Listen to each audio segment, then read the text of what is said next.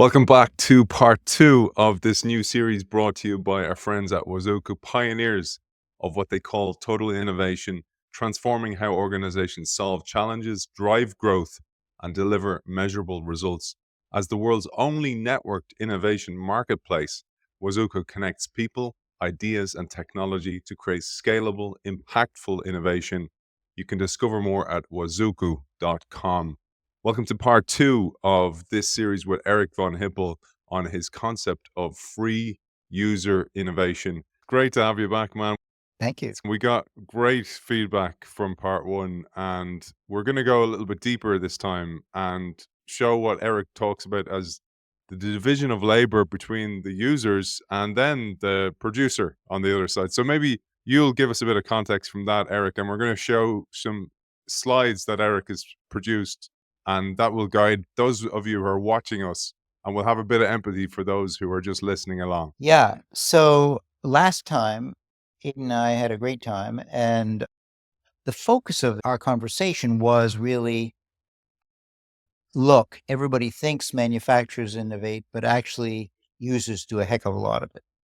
And so we talked about everything from skateboards to mountain bikes to hands that people make for kids and said, look, this does not follow the economist's argument that producers are the innovators.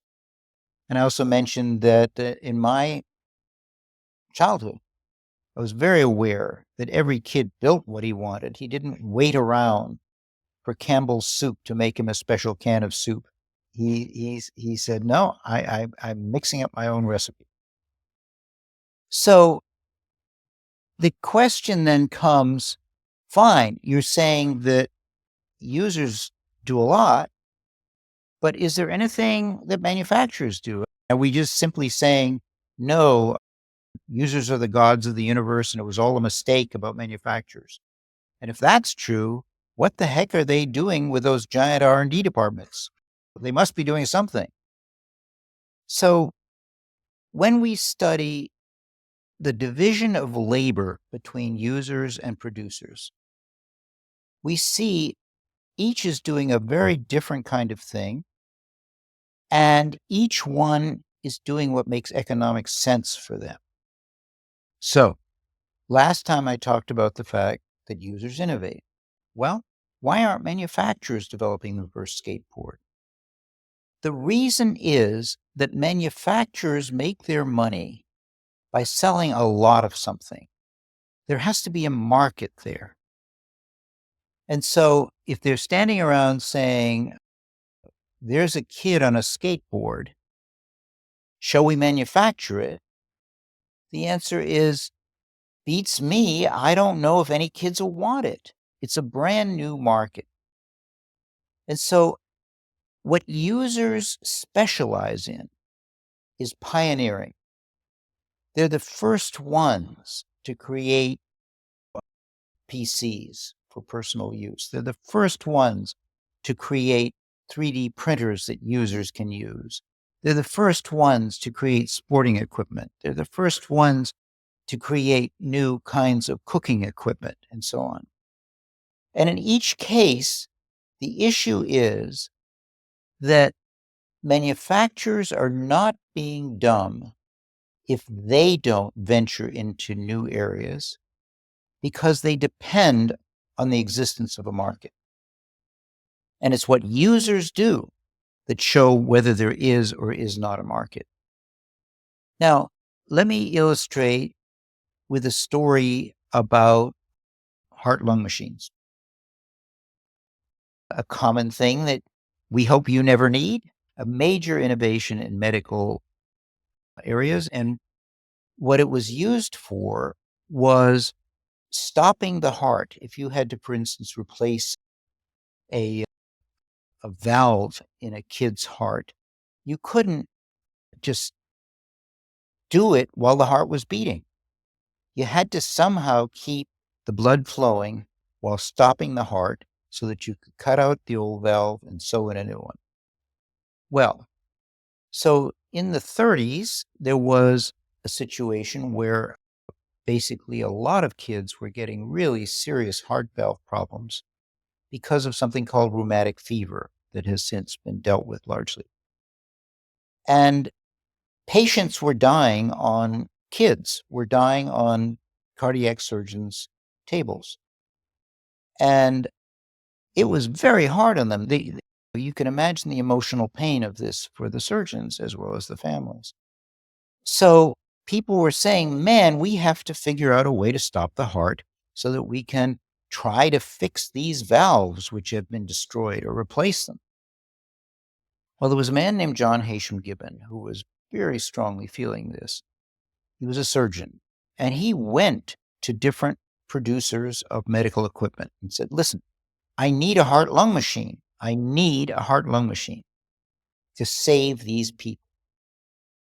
And the manufacturers were not, as it were, heartless. They said, we can't do that. Why can't you do that? Because we don't know if there's going to be a market. There's a lot more that goes into an operation to replace a valve in a kid's heart than just the machine. You've got to come up with the surgeries. You've got to come up with a source of valves. We don't know if you can do any of that. So how can we invest a pile of money in a heart-lung machine that will be useless until more innovations are done? So they didn't. And this guy, John Haysham Gibbon, got charitable money. And what he did was he built a heart-lung machine. He tried it on animals first and so on. And it took over 10 years to do all this. And then he had a heart-lung machine. He tried it on his first patient. It worked, saved the patient. And then other surgeons said, wait a minute, maybe John's got something here. The company still wasn't interested. That's not a market. That's one patient. But the surgeons said, wait a minute. Let's go over and see what John's doing. So they went over and they stood around his operating room and he saw there was something real. And then they said, okay, John, can we copy your heart-lung machine design? He said, sure, and handed him a roll of blueprints. And then they went off to their hospital. And in the basement of most hospitals, you've got a machine shop and so on that builds special equipment. And they built it. So all of a sudden, you look at it from a producer's point of view, and the producer sees, oh, wait a minute, there is a complete system here now. They've found a way to get valves. They've figured out how to do operations. People are showing that they want to do it because they're making copies of the machine themselves. Time for us to get in there.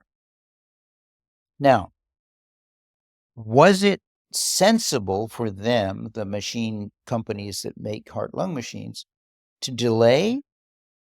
From the point of view of economics, it was the only way they could behave. Was it sensible for John Haysham Gibbon to go ahead and do this?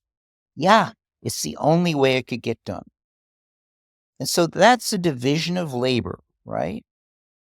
Pioneering of a new market is done by users for good economic reasons. Well, then what do the producers do? Producers, hey, they've got these R&D labs. They must be doing something. What producers do is once there is a market, they improve the machine or the product. So what they did in the case of heart-lung machines is said, oh, okay, now we can make a better pump. Now we can make the machine easier to clean. Now we can make the machine so that it requires less blood to prime it, so that we can do all these things because we know it fits into a market. It's a dimension of merit because we know people will want it. Why will they want it? They will always want a more reliable machine rather than a less reliable machine. They'll always want an easier to clean machine than a less easy to clean machine. So we, the manufacturers now, make a bunch of these machines. We compete with each other on these dimension of merit improvements. And then when something fundamental has to change, where there's an issue of a new market, we're back to the users who are doing it because we don't know if there's going to be a new market for this new version of the machine. One of the things away from your work, but more into the mindset of an organization is when you're that person who builds the thing or sees the opportunity or carves out a bit of time in your own evenings or weekends to go after some piece that really interests you, you can get very frustrated with the organization going, how can they not see it? This is so obvious. This is where it's going. And it's so interesting, Eric. I'm reading at the moment a book by Gary Hamel called Leading the Revolution. And there's a chapter and he calls it Corporate Rebels. And there's one story about this guy, Ken Ketsuagi. I'm going to butcher his name, but he's the guy who basically created the PlayStation. And like you said, he was just interested. He was interested in tinkering. He started to fool around with this. He saw that Nintendo had this gaming console. The sound was really crappy, and he's like, "Well, maybe Sony can build the new sound card for you." And he started to drive it within, and then he was rejected with it from within. And it was only that one of the senior managers, a new president, came in, and he gave him permission to go. Okay, there's something in this. You go for it, and I got your back. And I just wanted to maybe talk about that because many of our listeners are either the CEO or the corporate rebel, and both get frustrated because the CEO, oftentimes, to your point, is like, we don't have the resources to allocate to this playing that you're doing on company dime. And then the change makers clearly sees the future. And I wondered, how do you reconcile those two views? Yeah, that's a very good point. And the thing is that to build on your example, here's another example. The first digital camera was built by an employee of Kodak, and he couldn't get any traction internally. Why couldn't he get any traction? Because film is what they did, right? They had skilled people, chemists making film. They were selling film. They had a whole business model around film. And you're coming in here and saying it's equipment and no film? So, two things. One is you can see where it's going, but you can also wait until there are these special niche markets that sort of show there's going to be a big enough market, right? You can wait around a little bit. But the other side of it is that everything in your company has been built to reward doing what you're doing. So people running the film department, what are they going to get the heck? What on earth? They're going to resist like crazy because their whole domain is on that. The R&D people in Kodak, they were chemists. They weren't electronics engineers. What's going to happen when somebody says, oh, in effect, we don't need you anymore. We need this other thing. They're going to resist. So what you find is that you have time as a big company to see this thing happening. Because when you're a big company, you can get economies of scale. So, for instance, Nestle can sit around and watch people develop new kinds of iced tea and all the rest of that and not worry a bit. Nantucket iced tea, whatever it is, they don't have to worry a bit. They're just sitting there. And then they can offer a premium price for that company because they can make it up on bigger distribution. Right? So there is a timing issue here. They don't have to be there at the ragged edge when John Hashem Gibbon just has built one machine. They can wait around until their economics fit. But when they do fit, they will find the individuals like the CEO that you mentioned who listens, they will find that their whole company has been optimized around the idea of what you're making now. I remember well, there was an amazing innovation that we did for a company, and the head of manufacturing was resisting. He was saying, no, keep it in the lab. It's not ready yet. No. Well, it was ready. No, no, keep it in the lab. So I went out and I had a beer with him and I said, what the heck is going on here? I, I'm not going to tell your managers, but what the heck is going on here? And he said, well, some years ago, uh, we had a high scrap rate. So management put in a special bonus for me that I can get if I lower scrap rate. And every time we put in a new product, scrap rate goes up. So I ain't gonna do that, right? Isn't that amazing? God, And rewards. and you'll find yeah, and you'll find it throughout the company because you're really I remember at 3M, they said to us, "Come up with new innovations." I said, "Fine." And then we came up with some new innovations and they said, "Oh, we forgot to tell you it has to be producible on thin film coating machines that also make Post-it notes." To them, it was obvious that they had to keep their, and so it was my stupidity, it was obvious that they had to keep their investment going. But boy, did it restrict their area of willingness to innovate. And Yeah. did you, with that guy that you had the beer with, did you get it over the line? Did you get the reward system changed to enable it? No, It's mad, isn't it? And the it company is. loses. And there's Absolutely. so many of them hidden all the time in plain sight. And sometimes it's the senior leader. And the reason I really wanted to emphasize this is for the change maker or the corporate rebel or whatever you want to call that person, they feel it's them and they failed. And I really want them to know they don't, it's not you. It's sometimes the system is just wired differently and you're the outlier, unfortunately. So you haven't failed, and not to feel like a failure. Yes, absolutely right.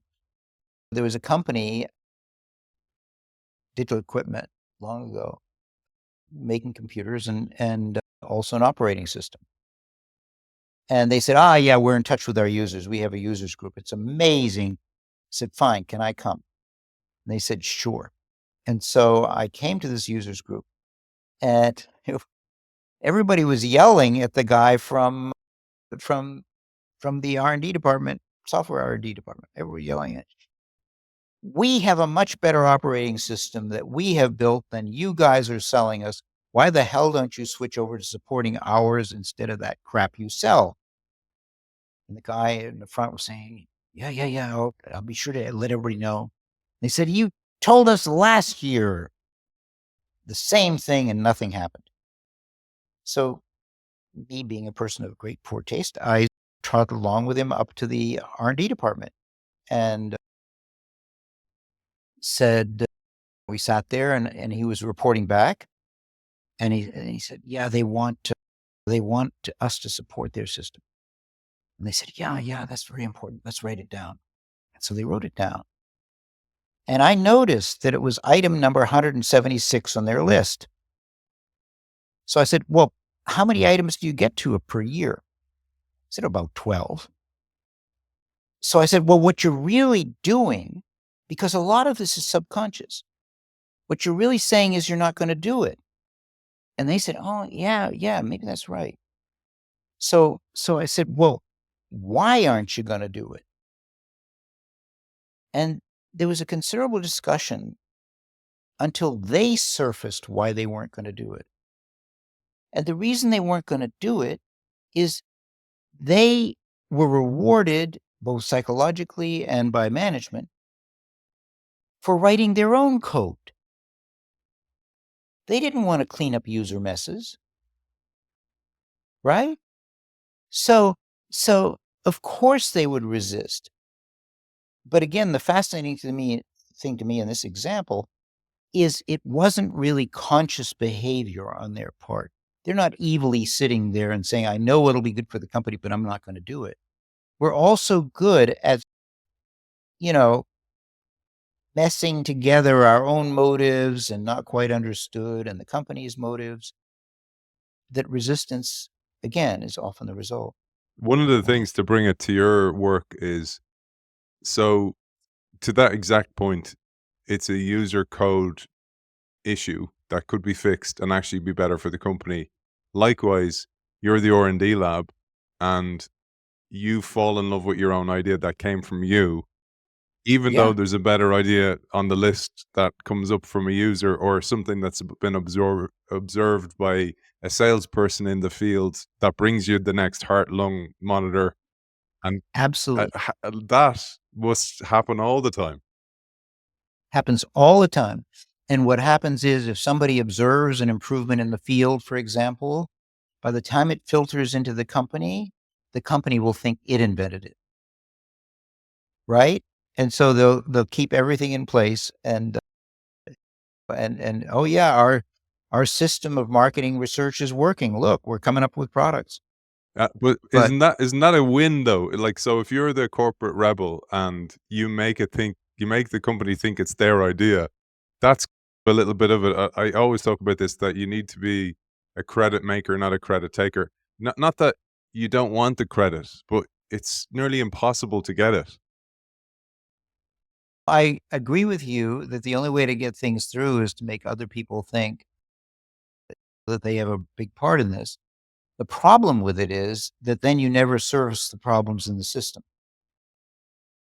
You're not able to say, well, systematically it comes from over here, so we should go to users for solutions, not just needs, right? So that's the structural change that needs to be made. I love that. I really got that from your work, that these anomalies that sneak through, and sometimes they're because maybe a leader who has power in or political prowess within inside the company backs you, it and then you leave or they leave, and then all of your pipeline dries up. And to your point, the company doesn't get better at something. And I'm going No. somewhere with this one. And I promise to our audience, we will progress. But I think these are so important aspects that they happen every single place that I go to. And there's a company I'm working with at the moment, and they've had a massive hit with with a product, and now they're moving on to the next product. And one of the problems is that they're coming from the person who came up with the first product, and when they're looking at their pipeline, there's a bias towards backing their idea because that's where the other ideas came from. And I kind of go, well, your company's not can't depend on this person all the time. And to your point, how do you then evaluate based on actually the need, given the fact that it might start with this really small niche market? Yeah. So absolutely right. And I think again, it comes back to division of labor. If you're trying to get something that's functionally new, where the user has to change what they're doing to incorporate it into their system of use, then it's got to be the user that does it. If it's dimension of merit, it's got to be you guys. Because if I'm sitting there and I've got a rodeo kayak and I've made it so that I'm winning stuff, there are tons of features that I won't give a damn about, like decals on the boat and a softer seat that the manufacturer can do. He's not changing the sport. He's not changing what the users are doing. He's just doing dimension of merit improvements. And that's great for companies because you can sell a ton of stuff on dimension of merit improvements. So again, so I think the difference that you ought to suggest to these companies is it's not about everything. Let's divide the innovation task into those two categories and optimize your system for each of them. Beautiful segue for us to show a diagram here. So we promised we'd share this diagram, and it's one of the key diagrams that you'll get from Eric's work. And again, I will link again to Eric kindly giving away that book. But this diagram here that you'll be seeing on our screen, and maybe Eric will just give a quick Yeah, overview for people who are just listening to us to what we're looking at. yeah, let's walk through it. So the Schumpeterian idea that manufacturers innovate does exist. It's dimension of merit improvements and so on, as we just discussed. And that's the bottom arrow here. And that's what you're taught in school, and that's very familiar to companies. Namely, you start with marketing research. You say, well, what do you need out there? What do you need? And people come up with wonderful innovations like, I'd like more blueberries in your blueberry muffins, please, because you're looking at the center of the market. And then you say, okay, we'll do a big development task and we'll make more blueberries into the muffins. And then you produce them and you sell them. And it's all about selling to other people. It's profit oriented. It's by volume, by scale. Now, the thing that I've been talking to you earlier today about is this other arrow. It's the arrow that people who are in open source will be familiar with. The other arrow is what I've described. It's the user saying, I need something. And if you look at this set of arrows here, you'll notice that the top arrow begins earlier to the left than the bottom arrow. And this is because the user, as we said, pioneers on new functions. They do it first. They do the heart-lung machine first and so on. And they're self-rewarded. That doctor was not about to sell heart-lung machines. He was doing surgeries he needed to do. Then what happens? As I mentioned in the case of John Haysham Gibbon, he opens it up. Other people, he gives them the diagrams. Other people can improve it. Peer-to-peer diffusion happens, as in the case I mentioned with John Haysham Gibbon. Other surgeons picked up what he did.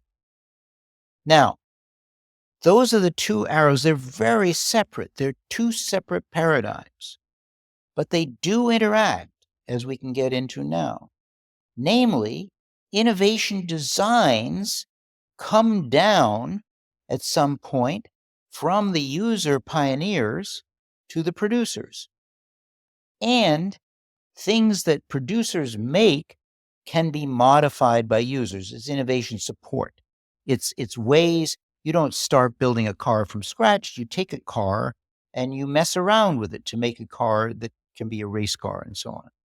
So there's a kind of a circle of interdependence here, but there are two separate paradigms.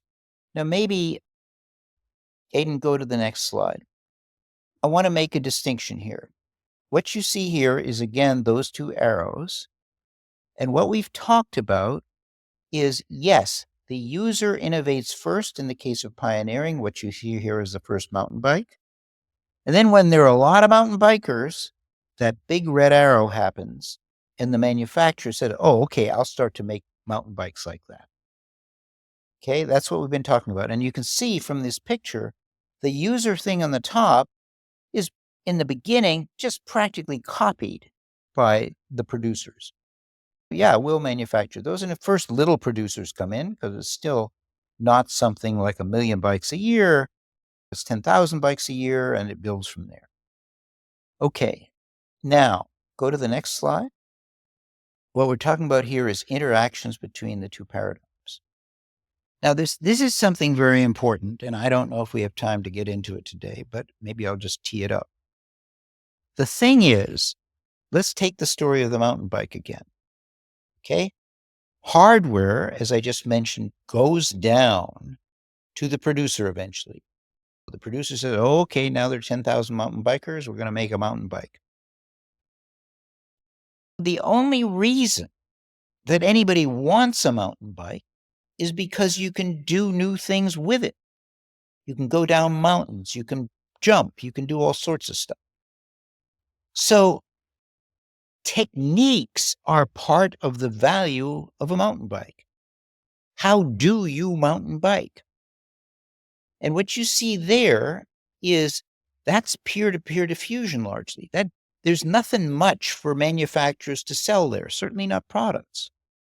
So what you end up with is the companies that make the hardware are dependent upon user innovation in the technique arena in order to increase the value of their hardware. Now, you can see here this particular example of these two images. Mountain bikers first just rode down mountains, and the bikes were made sturdier in order to be able to do that. But then they started to jump. Now, what happens when you jump? What happens when you jump is you start coming down with a hell of a bang. And so users were experiencing this. Manufacturers didn't know about it, but a user would come down with a hell of a bang and think this is a really bad idea. So the first guy to actually do a hardware modification to make a suspension was an orthopedic surgeon who said, this is really bad for my back. And so what I'm going to do is I'm going to put in a seat post there that has a spring in it to reduce the impact. And that was the first version. Now, what happened then was the hardware guys come in and they say, oh, okay, we now see that you guys want a suspension. We can make an improved suspension. And so that's what you see in the bottom there. But notice, again, the whole riding technique thing is not sold by producers. They're selling a bike that can support the technique, but they didn't develop the technique. And they typically are producers of products. They're not coaches. So they don't make any money from techniques, but they depend on it. And so this is another form of what we were talking about today, which is a division of labor between users and producers with respect to innovation. So maybe we'll leave it there for now. Beautiful, beautiful, man. I have one for you that came to mind, inspired by our series. One of the things I do is I write a weekly article, and I just love the way serendipity happens all the time. So I'm listening to this book called Why Zebras Don't Get Ulcers by Robert Sapolsky. And he mentions in a study that he did actually, and it was based on this work done by two cardiologists in the 1950s, Rosenman and Friedman from memory. And what happened was Sapolsky had this line that you're going to love this, man. He said, if you want to know if the elephant in the zoo has a stomach ache, don't ask the vet, ask the cage cleaner. Right? Right. And Sapolsky goes on to say that quote will never take off, which is why I actually was like, I loved it. But what he builds on, what the guys observed was they had an upholstery replacement guy come into their offices, and he said to them, what the heck are you guys doing to your patients? I've never seen any wear and tear like that on chairs. They were cardiologists, and they'd noticed that they were going through chairs like nobody else had gone through chairs, but they assumed that that's what the speed at which people were going through chairs. And they were the ones who came up with this concept of type A personality, these real anxious people, that they were sitting on the edge of the chairs, scratching the chairs, waiting to be seen. Oh, yeah. And Makes sense. and even more, that they noticed that in the car park, that these type A's had reversed into the spaces in the morning, because they saw these people in the morning, because they would always get the earliest appointment, so they wouldn't have to wait. And they reversed into their spots so they could be straight out of the blocks the minute their appointment was over. And where I'm going with this, what occurred to me was that observation nearly slipped past them, and it wasn't them that observed it. It was the upholsterer. And the upholsterer comes in, and they didn't immediately listen to him. They actually observed it time and time again and go, maybe we should actually lean into that a little bit. And I thought this would be a nice parting message for our audience. And from your observation is, how does an organization tune in to those people who are making those observations all the time, but nobody's listening? Yeah, it's again part of your story about. So I'll tell you a funny story about, you remember when there was AOL and dial up and all that stuff, right? Remember? I remember those horrible tone. Yeah. And so basically what you would do is you would unplug the phone. Actually, you would unscrew the thing if it was wired into the wall, and you'd hook on your computer. And then if you were in a rush, you'd forget to put the phone back on. So what was happening was the cleaning ladies were saying, hey, the phone's in the middle of the room again. And the maintenance guy would say, oh, yeah, that happens. And he'd come up and put it back on. Now, notice there was nothing about why are people doing that, because it wasn't wired into the innovation system, right? So they would do that. And then the maintenance guys got tired of doing this. This was Hilton Hotels, I think I was talking. Anyway, maintenance guys got tired of doing this, so the maintenance guys said, okay, we're going to use special screws so that they can't open the thing. So, of course, everybody brought special screwdrivers and opened them anyway. And then they said, fine, we're going to weld this thing shut. And so they did that. And then people started cutting the cord so that they could connect up. And finally, it got to somebody who said, why don't we try to figure out why the hell this is happening? But the issue is, and it's to your point, the issue is the machinery is not set up to observe it. The room cleaning people were not supposed to be in the innovation section. The maintenance guys were supposed to fix stuff. They weren't supposed to figure out why it happened. And you ended up with this huge delay before people said, oh, internet in the room. That's what they're doing. And then some other So, hotel does it, and then you copy them.